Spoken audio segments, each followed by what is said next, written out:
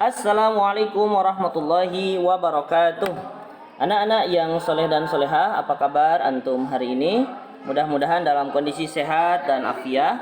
Bertemu lagi dengan Pak Ade dalam pembelajaran PAI atau PABP untuk kelas 4 SD. Seperti biasa, penggunaan buku rujukannya adalah buku Senang Belajar Agama Islam dan Budi Pekerti penerbit Erlangga. Anak-anak yang soleh dan soleha, untuk kali ini materinya adalah masih bab ke-14, yaitu tentang Wali Songo part yang kelima, yaitu tentang Sunan Derajat.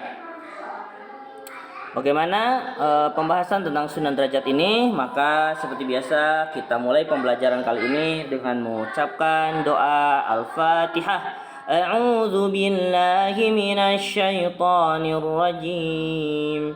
Bismillahirrahmanirrahim.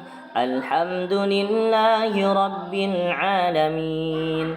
Ar-Rahmanir Rahim. Maliki yaumiddin. Iyyaka na'budu wa iyyaka nasta'in. Ihdinas siratal mustaqim. Siratal ladzina an'amta 'alaihim ghairil maghdubi 'alaihim waladdallin. Amin. Baik anak-anak yang soleh dan soleha, kita lanjutkan tentang Sunan Derajat. Anak-anak yang soleh, Sunan Derajat, nama asli atau nama kecil dari Sunan Derajat adalah Raden Qasim. Dia lahir pada tahun 1470 Masehi. Beliau putra Sunan Ampel dengan Dewi Chandrawati dan merupakan adik dari Sunan Bonang. Karena ia wafat dan dimakamkan di daerah Sedayu, kebanyakan masyarakat awam mengenalnya sebagai Sunan Sedayu. Sunan Derajat adalah sosok wali yang hidupnya sangat sederhana, walaupun dianugerahi harta yang melimpah. Perhatiannya sangat serius pada masalah-masalah sosial. Ia terkenal mempunyai jiwa sosial dan kedermawanan yang tinggi. Tema-tema dakwahnya pun selalu berhubungan dengan tolong-menolong dan gotong royong. Adapun beberapa referensi oleh Pak Ade dikumpulkan ya dalam beberapa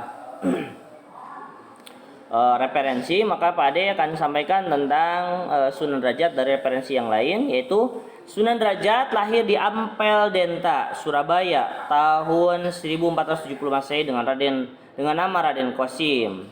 Ya, sebagai putra termuda Sunan Ampel dengan Nyai Ageng Manila atau tadi disebut Dewi Chandrawati, ia adalah adik dari Raden Maulana Makhdum Ibrahim atau Sunan Bonang. Selain Raden Qasim, Sunan Derajat memiliki banyak nama atau julukan lain seperti Masyaikh Munad, Raden Syarifuddin, Maulana Hashim, Pangeran Kadrajat, atau Sunan Mayang Madu. Sejarah hidup Sunan Derajat. Raden Qasim memperoleh ilmu keislaman langsung dari ayahnya Sunan Ampel yang memiliki pondok pesantren Ampel Denta, Surabaya. Karena beranjak remaja, Raden Qasim merantau ke Cirebon untuk berguru kepada Sunan Gunung Jati. Di Cirebon, Raden Qasim menikahi putri Sunan Gunung Jati yang bernama Dewi Sufiah. Hingga kemudian Raden Qasim kembali ke Ampel Denta bersama istrinya. Sesampainya di Ampel Denta, Sunan Ampel meminta Raden Qasim untuk berdakwah di daerah Gresik. Dilanjutkan, Raden Qasim menuruti perintah ayahnya meneruskan perjalanan menuju Gresik. Ia menetap di desa Banjarwati dan disambut baik oleh sesepuh kampung yang bernama Kiai Mayang Madu dan Mbah Banjar. Di daerah Banjarwati, Raden Qasim dinikahkan dengan putri Kiai Mayang Madu yang bernama Nyai Kemuning. Di wilayah yang bernama Jelag, daerah yang memiliki medan lebih tinggi dan tempat lainnya di daerah Banjarwati, Raden Qasim mendirikan surau dan mengajar penduduk setempat. Kendati tergolong bangsawan, ia amat dekat dengan rakyat. Jiwa sosialnya tinggi serta mengutamakan kesejahteraan penduduk. Dilanjutkan. Agus Sunyoto dalam Atlas Wali Songo, ya, di sebuah buku Atlas Wali Songo tahun 2016 menjelaskan bahwa ajaran Islam yang didakwahkan Raden Qasim menekankan pada etos kerja keras dan empati berupa kedermawanan, sikap tenggang rasa, saling peduli, mengentaskan kemiskinan, gotong royong, dan solidaritas sosial. Ketika turun langsung ke masyarakat, Raden Qasim mengajarkan banyak hal kepada warga. Dari cara membangun rumah, membuat alat-alat untuk memikul orang seperti tandu atau joli, dan lain sebagainya. Pada akhirnya Raden Qasim dijadikan imam pelindung oleh penduduk Pedukuhan Derajat. Sejak itulah Raden Qasim memulai dikenal dengan nama Sunan Derajat. Ada 7 dasar ajaran Sunan Derajat. Jika Sunan Ampel berdakwah dengan ajaran Moh Limo, Sunan Derajat berdakwah dengan Pepeli Pitu atau 7 dasar agama. Ya, bagaimana Pepeli Pitu itu? Nah, perhatikan. 1. Membangun resep tayasing sesama, membuat senang hati orang lain. Yang kedua, jroning suka kudu eling lan waspada. Dalam suasana gembira hendaknya tetap ingat Tuhan dan selalu waspada. Laksinating subrata tanyipa marang pringa bayaning lampah. Dalam mencapai cita-cita luhur jangan menghiraukan halangan dan rintangan. Nomor 4, meper hardaning pancadria, senantiasa berjuang untuk menekan hawa nafsu duniawi. Heneng hening henung, dalam diam akan dicapai keheningan, dalam hening akan dicapai jalan kebebasan mulia. 6. Mulia guna panca waktu, pencapaian kemuliaan lahir batin dicapai dengan menjalani sholat 5 waktu. Menehono teken marang wong kang wuto, menehono mangan marang wong kang luwe, menehono busana marang wong kang wuda, menehono panyiyup marang wong kang keudanan.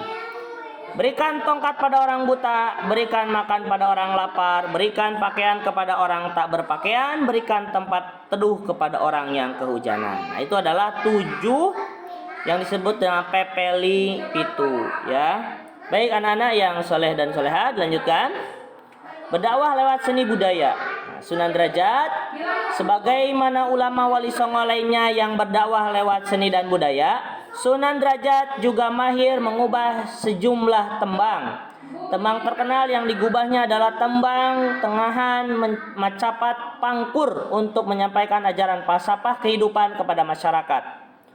Sunan Derajat juga pandai mendalang serta sesekali mementaskan pertunjukan wayang untuk sarana dakwahnya. Peninggalan Sunan Derajat yang masih disimpan sehingga sekarang adalah seperangkat gamelan yang disebut singo mengkok serta benda-benda seni lainnya. Pada tahun 1522 Masehi, Raden Qasim atau Sunan Derajat tutup usia atau wafat. Makamnya terletak di daerah Derajat, Paciran, Lamongan, Jawa Timur. Anak-anak yang soleh-soleha, untuk tugas adalah sebutkan dan tuliskan Pepeli Pitu, ya, 7 dasar ajaran yang diajarkan Sunan Derajat. Tulis di buku kalian dan dokumentasikan, kirim ke grup pengumpul tugas. Anak-anak yang soleh dan soleha, demikian untuk pembelajaran PAI kali ini, mudah-mudahan bermanfaat. Ya, aku qouli hadza wa astaghfirullahi wa lakum. Assalamualaikum warahmatullahi wabarakatuh.